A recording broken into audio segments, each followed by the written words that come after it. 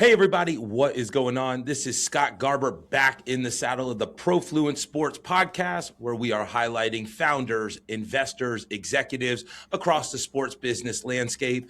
Today, I'm excited to welcome our next guest, co-founders Jack Pfeiffer, Cole Rubin of FanFeed. Gentlemen, welcome to the show. How are we doing today? We're great, Scott. Thanks for having us. Now, excited for you guys to be here. There's a ton of conversations going around first-person data, personalization, the evolution of ticketing. And I feel like you guys are bringing some unique flavor to the space, really cutting through the noise, and excited to dive into the conversation. But for all you first-time listeners, we're going to go ahead. It's important to understand who these gentlemen are, what their origin story is, and where FanFeed was built out of. So, Jack, going to come over to you, the engineer, the brains behind this operation. Give us a little insight to your journey and who you are. Yeah, absolutely. Yeah, thanks for having us on, Scott. So I'm from Tampa originally, but then and I've really been a serial entrepreneur for basically my entire life. I started my first business when I was in seventh grade, scaled that to 25 employees while I was in high school. That was basically sat on top of like the Shopify ecosystem. Basically, would help in different stores help action all of their data that they had. Kind of comes full circle. That's very similar to actually like what we're doing now, just on a much larger scale. But after that experience, was really kind of hooked on entrepreneurship. I went to MIT. I was a computer science major there. While I was at MIT, I started and scaled basically a digital tutoring company. Kind of think on-demand tutoring rather than paying for an hour. You could pay by the assignment or pay by the minute. I would connect people directly. Scaled that, and then that was acquired during my sophomore year, and then I dropped out shortly thereafter. Around that same time, I had started another company that was basically in the social investing space. Think like Robinhood mixed with Discord. Very different experience than anything I had done thus far, but I was on the quant trading team. I was really into that and wanted to trade alongside my friends.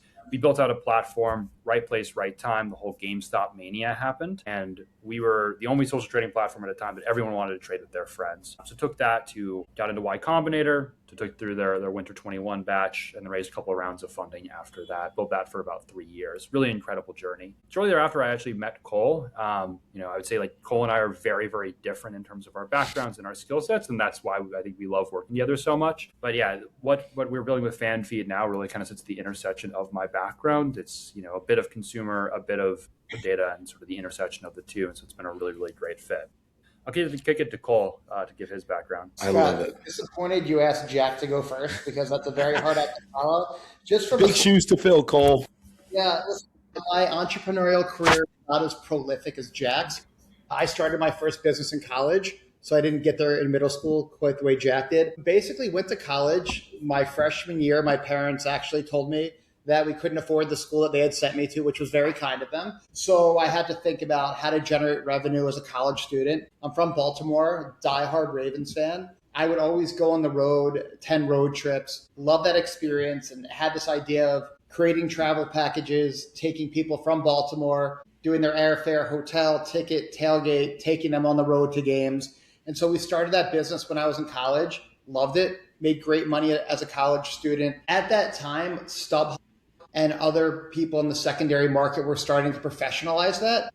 And I realized that the teams didn't have a great understanding of who the brokers were that were buying their inventory for the purpose of resale. So through the Ravens travel business, anytime we would go to a city like Jacksonville or Miami or Dallas to watch a Ravens game, I would always befriend the head of ticketing at that team just to learn a little bit more about their industry and how they were thinking about ticketing. I always knew I wanted to be in the live event space. After I graduated, I basically had a thesis that the teams, artists, venues, colleges could bring some of that functionality in-house.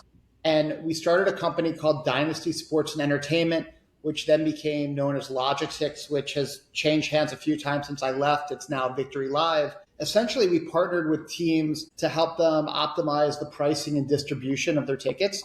So we would come in and use analytics to tell them when they were pricing too high or too low. We would take that inventory, and instead of them just selling it on Ticketmaster, we would help them sell it on StubHub and SeatGeek and Vivid. In addition to Ticketmaster, we were selling $4 billion of tickets a year when I exited the company. And so we sold to a private equity firm in 2018. Stayed on for a few more years. And after I fully exited, got to spend a lot more time being a good dad, good husband.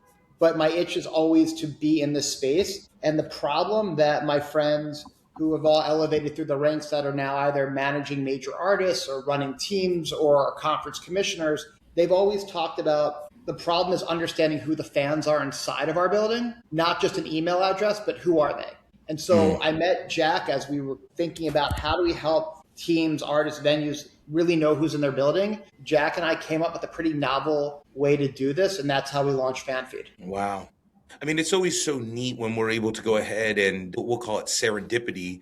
But when the world brings two opposites together that can really align on solving an industry problem, which turns into an opportunity. And I mean, I think that, Cole, just listening sort of post-COVID fandom and demand for live events, and now how we think about, the ownership of IP coming back to the actual creator. We're watching real shifts on the infrastructure side. And so as we kick things off, really curious, give the listeners who's never heard of FanFeed, what are you guys actually solving? Give us just sort of the 30,000 foot, what is the platform? And then we're going to dive into sort of that distinction between a ticket buyer and a verified attendee, which feels like a real core, element of what you guys do. Whoever wants to kick us off, give us a little insight to what FanFeed is. Jack, you want to take that? Yeah, happy to. So I'd say like FanFeed, kind of has two core products. One is the FanFeed consumer app. In that app, a fan can download it, they can go into it with one press.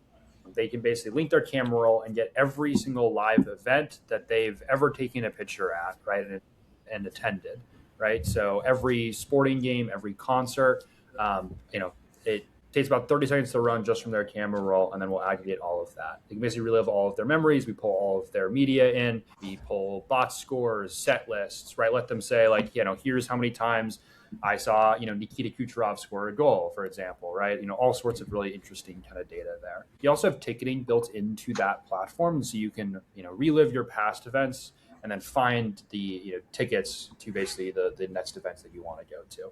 So that's the consumer side of the business. That's the core FanFeed app. We also can partner with teams and rights holders to help them action the existing data that they have, and also kind of help layer in our additional kind of first party data that we have as well. Very open-ended how we can partner with teams, but at the end of the day, these teams are sitting on so much data. They're not entirely sure how to segment it, how to action it. And really where we want to take them is that they should be having a one-to-one relationship with every single fan in their database. Right now, only the top 1% of fans are getting sort of like that, that bespoke relationship, those curated offers. We want to take that and then apply that to every other fan kind of across the entire ecosystem. No, super helpful. All right, Cole, now fill in the gaps for me here, right? When, to me, I've always thought about tickets as a transaction, right? And it seems like you guys are shifting that from, someone who buys a ticket versus a verified attendee.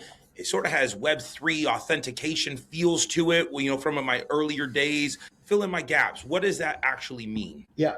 And so maybe to fill in some of the gaps on what Jack said about FanFeed before we get there. So our patented technology, we can also take that and white label that into a Teams app, a college app, an artist app, a ticketing app. So someone can come through the FanFeed ecosystem through the front door in our fan-facing first-party app, or we can just white label the technology, same experience. So I think ticketing is very personalized, and maybe not even talk about ticketing, but let's talk about fandom. Like, you have this Kobe picture behind you, which I know there's some sentimental story behind that. You identify with that and a deeper story. The Lakers might just know your email address, right? And so for me, you think sports and fandom and ticketing are a hyper-personalized experience, but it's very generalized marketing.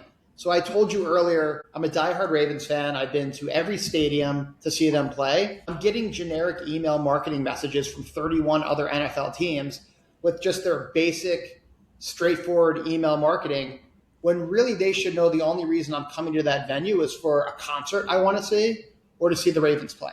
And so we think about being a fan, we want to be recognized, right? We want our favorite artist, our favorite college, our favorite team to know about us, to know that we're there, to know when we're there. We like to come in at this time, sit in this seat, drink this kind of beer, have your hot dog. This is the experience that I want. So sell me a product that fits with exactly what I want.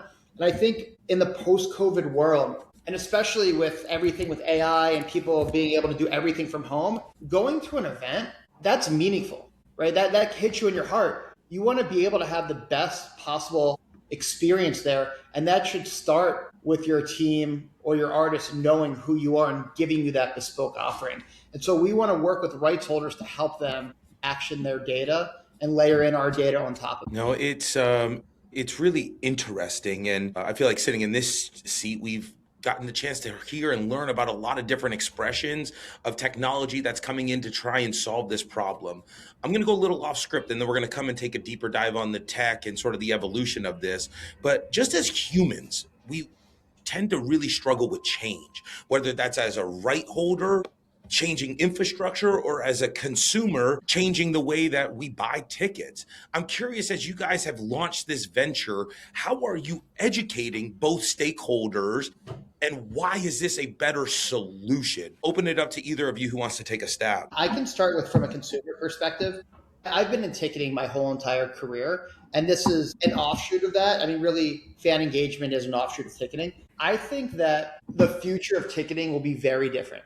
I think the major players will be there. I think Ticketmaster and StubHub and Vivid and SeatGeek and the likes will be there, and Access and other primaries. I don't necessarily think fans will be searching for tickets in the same way. I don't think a fan will be going on an app and looking at a bunch of different options and, paralysis by analysis. I think that we're building a hyper-personalized experience for the fan to say, okay, we know you love this artist. This artist might not be in your backyard, but they're 2 hours away. We know you'll probably go there. We know this is where you like to sit and you like to go with your 3 friends. Here's a great offer for you that we think is great value. Press a button and buy. And I think the future is integrating primary ticketing companies, secondary, and ticketing is just ticketing. You don't have to go to any one specific place. And FanFeed will bring the best in of the primary and the secondary and give that user a very personalized offer. That's how I think consumer behavior will change and how you're buying tickets. Jack, any thoughts on what I missed? Yeah, I mean, a couple of things that I think are worth touching on. Like, one, there's no doubt that the way that we purchase tickets will change over the next 5 years. It will also change differently for different people, right? Like, I can imagine a world relatively soon where, everyone has their own AI concierge that goes out, finds the right ticket for them. It does all like the heavy lifting across all the sites, finds them the perfect ticket. It shows up in my inbox, right? That's not going to be everyone. That'll be a subset of fans. There will still be people who want to go in, pull up the 5 different tabs, look at all the different sites, and then, compare directly. And that's totally fine as well. We're building our platform to support all those different use cases. And, we're going to make sure that we can meet fans kind of where they're at, because I do think the consumer trends will change drastically and there will be buckets of how people consume. The other area that I think it was worth pressing on is that there's obviously a bit of a fear around sort of the AI labor replacement, and that's been kind of pervasive fear that especially with teams that like a lot of these AI tools will be replacing people, and that's just an area that I think we've been looking to educate a lot of people. Like, in my opinion, there is so much net new work that can be done and so much net new opportunity that these teams can take advantage of that they will need more people than ever. And they will need, there'll be so many more opportunities, right? Like I said before, only 1% of fans are being reached out to right now and having that one-to-one relationship. There are 99% of fans that they don't have relationships with, that are not being hit with personalized offers, that are not being reached out from the team and having a direct relationship with them. And that should certainly change. And so making sure that people realize that this is a tool kind of for enablement, and it's making them more efficient and unlocking the highest leverage work for them. Than I think that they are currently doing. A lot of other examples that we can kind of touch on eventually of kind of tangible examples of that happening in practice. We did a really cool activation with a large college that I think painted that thesis perfectly. Well, and we're going to get there, like sort of back end of it. Jack, I want to stick on the tech side for a second though, right? Because it's like, there's all these great ideas, but we realize in a world where we demand instantaneous results, especially if we're trying something new, the pressure seems to be a lot higher, especially as everyone has access to these tools. I'm genuinely curious at the onset of this. We hear a lot of ticketing companies leveraging QR codes and wallets and, sort of what the traditional ticketing systems use. Why the photo library? Like, was that key to sort of the secret sauce of what you guys have built? Sort of curious why you leaned in on that application. Yeah. It's a great question. So I mean, I think to your point about like speed, right? We spent a lot of time making sure that our technology was very, very fast and can kind of give you that immediate dopamine hit, right? In today's environment, consumers demand that they receive sort of instant gratification for like when they give access. When they sign up for a new app, they want that instant, gratification of like, this is why I did it. And so our technology can go through about 20,000 photos in under 30 seconds. And so they get that back instantly. To your second question about like why the camera roll, we look at it as like that is actually the most authentic representation of your fandom and who you are like as like an individual, right? If I am if I'm Ticketmaster, Cole goes in, he buys 4 tickets for his family. That Ticketmaster really only knows Cole. They don't know anyone else who's in that building, right? If I buy 6 tickets for my friends and we're going to a show at MSG, they only have my email. They have no idea who I brought, directly like with it. And so we look at the camera roll as like when I take a picture, it's because I want to remember that and because like something I'm seeing is like resonating with me like personally, right? And so that we saw as a better understanding of who you are as a person, sort of a verified attendance layer. If you look around you when you're at a show the next time, every single time that the show starts, people have their phones out, they're recording, right? Every single time before the show, people are taking selfies or taking pictures. Like every time that you go to a concert, to a sporting game, you're taking a photo. It's such a great way for us to do it. It also, I think, hits on the really like interesting, like personal side of fandom, right? Like fandom's not just like me going, and seeing, the New York Knicks play. It's about me going with my friends and the people that I went with and really all of that. And we've found that bringing the social layer into ticketing, I think reminds people of like the joy of live events. And it's not just about the event itself, it's the people you go with, the times before, the times afterwards, and all of those things. And, our app, I think, paints that in a way that other apps really do not. No, it's really cool. And I mean, look at it as a consumer, you always go back and you're searching through photos and I'm typing in Red Rocks or I'm typing in, Miami Open or whatever that may be to go check it out, but to have it correlated back. And I imagine this opens up some really unique dynamics for teams and leagues to start to understand their fans better. Well, talk to me when you're starting to talk to these rights holders. What does this actually mean when we can start to understand verified attendees from a brand and a sponsorship lane versus these generic sort of 1% emails that are going out to everybody? Yeah, I think that verified attendance, if you look at it from the artist side, is really interesting. Artists want to put tickets at a reasonable price in the hands of their fans, and they're having trouble with everything going on with bots and people jumping on pre-sales for the purpose of reselling the tickets. This gives them verified attendance to say, Cole was at my show 14 years ago, 13 years ago, 10 years ago, 8 years ago. He's a real fan. He's followed me to different cities.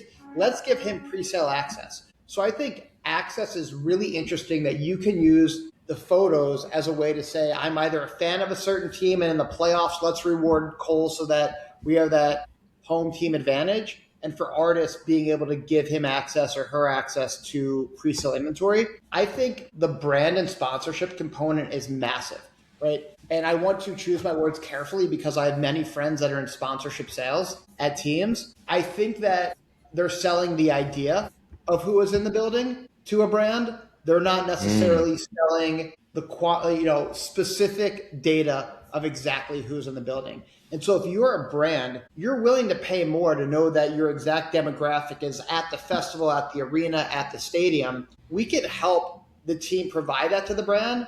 Or conversely, we can go directly to the brand and say, hey, this is your $50 million you're spending on live event activations this year. Historically, you've spent it over here.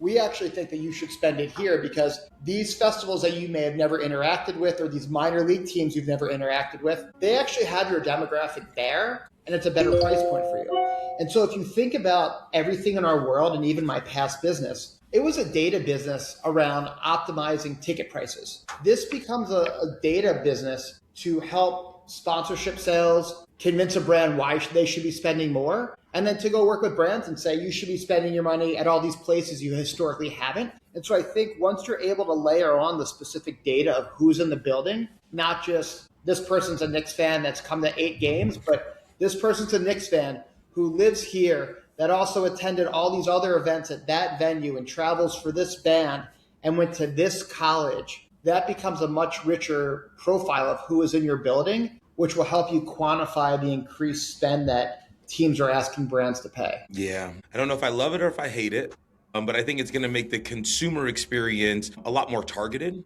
And it feels like, we did a post and it just showed, so many different ads being served to you at one time within a live experience, right? And then post, like there was no rhyme or reason to it being tailored to who I was as a human. So I think from an experiential side, it's going to enhance that, experience.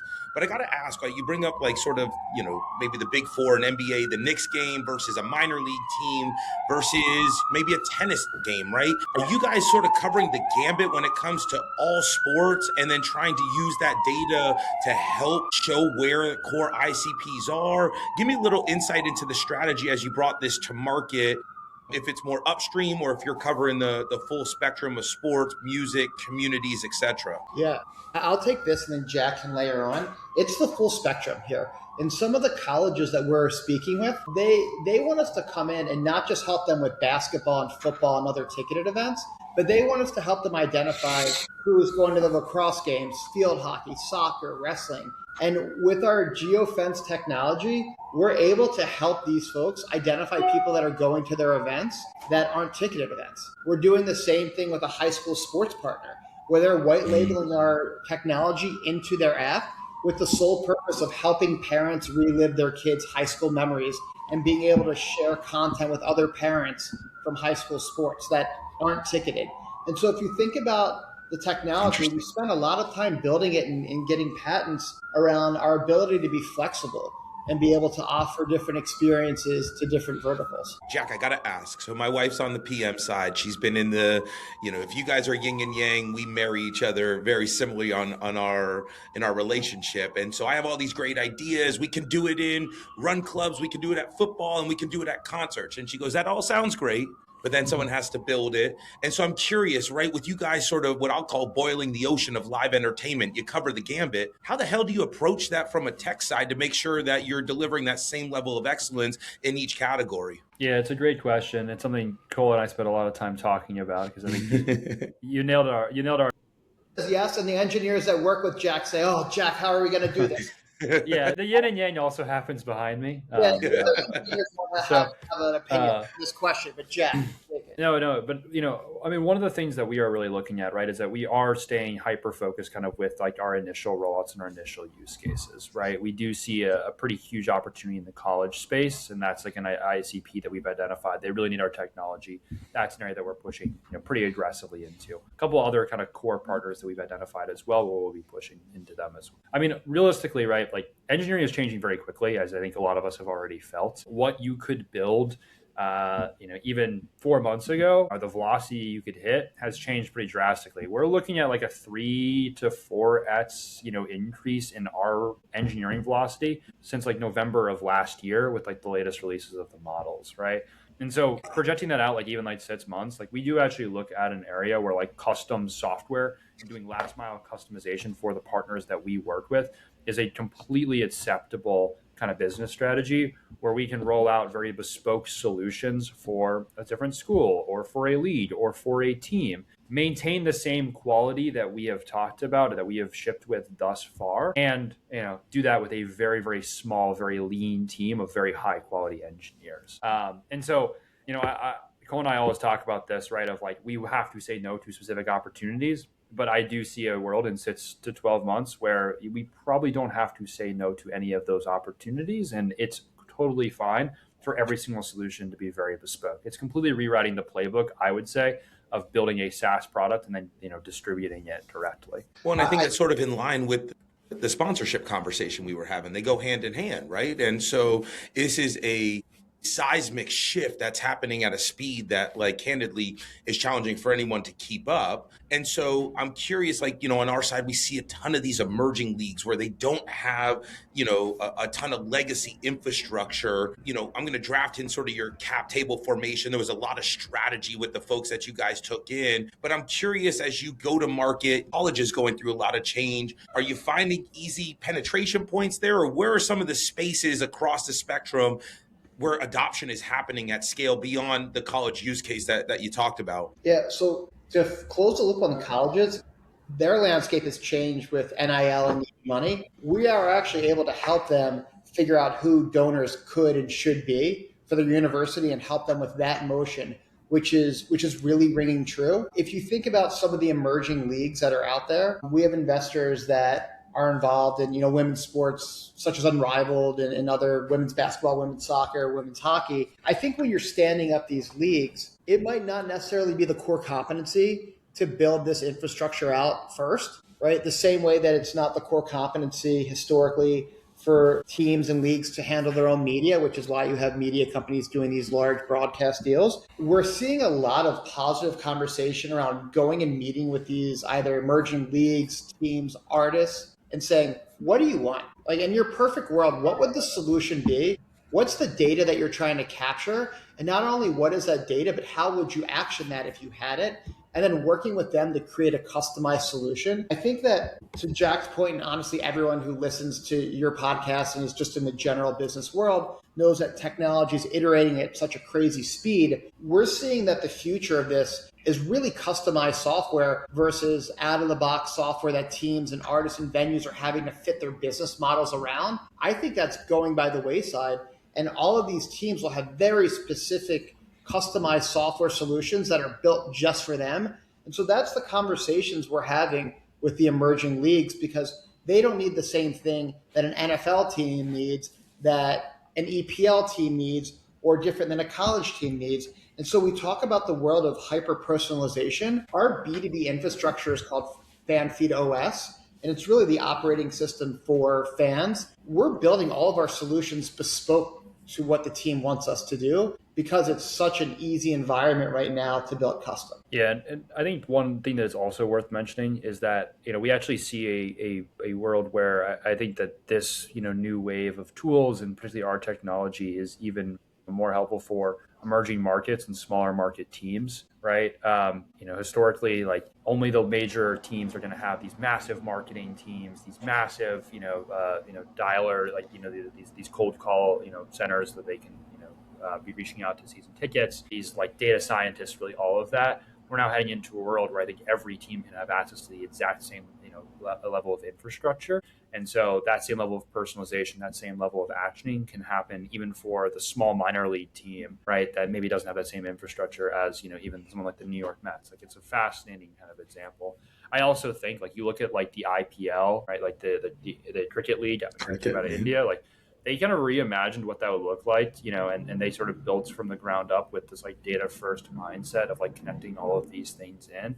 It's been an absolute home run for them. And I think that, part of the things that the benefit of these emerging markets, of these smaller teams, is they don't have as much legacy infrastructure that they have to modernize, right? Like models at this point, like I'm pretty with Opus 4.7, like we're intelligence saturated. Like models don't need to get smarter. At this point, it's a process and like layering in, it's actually involving them deeply into sort of like the core business, in my opinion.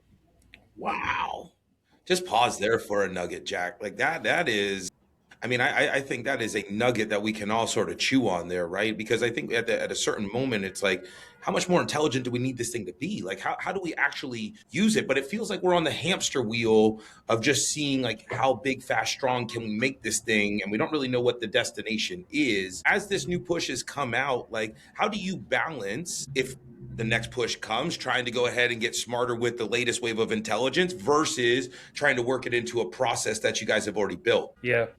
Great question. Process really is going to become like it's basically unifying all of your data into one spot, making sure that everything kind of like feeds together, and that you get like tactile feedback from when I offer a fan something and they either say yes or no, right? Sometimes the no is just as helpful. When models get smarter, right? And like I said, I don't think that is necessarily the limiting factor. We actually need models to get cheaper and smaller and not bigger and smarter. And that's really how like we are going to start using them.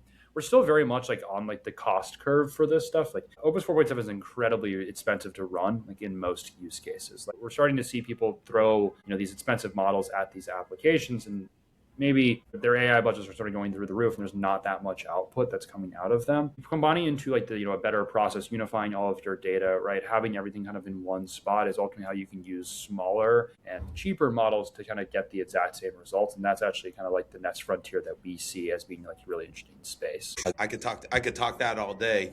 Cole, I'm going to lob a softball over to you as we start to turn the corner and wind this down. But coming off the heels of what Jack just said there, we're seeing a swing back in nostalgia, right? And it's, hey, everything I have is digital, but I want to be able to touch it. I want to be able to show up. So with you guys taking a digital approach of capturing this memorabilia, do you feel like that the consumer, Gen Z, Alpha, is going to want more of that ticket stub and I can put it on my wall and the poster and the record?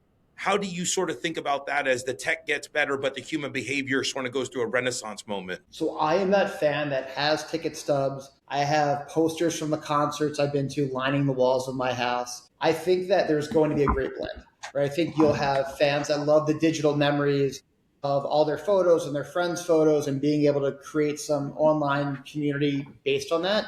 And then you'll have people like me that will want to use this platform to be able to print tickets from events they've historically been to where they haven't been able to print tickets. So I know that NFTs were cool for a hot second. I can't tell you I've ever looked at an NFT of events I've been to, including the Super Bowl. I've been to the last 15 Super Bowls. I was furious when they stopped printing hard stock tickets. So I think there's an application for us to go back into somebody's Rolodex of events and say, hey, we want to print these tickets for you, even if it's the basic Boca printer hard stock ticket that came out of the box office so you can mount that on your wall. I also think there's a blend of the worlds of hyper personalization and merchandise that you can touch and feel. There's a world in which I've now joined the Baltimore Ravens 100 touchdown club, where I've been to games where the Ravens have scored 100 touchdowns. Wouldn't it be cool to have exclusive merch to show that you were there, or a player, you're in a player's 100 touchdown, or you've seen X, Y, and Z, and to be able to have something that you could touch and feel and wear that celebrates you being a fan of that team, that blends the digital world with the physical world? I personally would love that.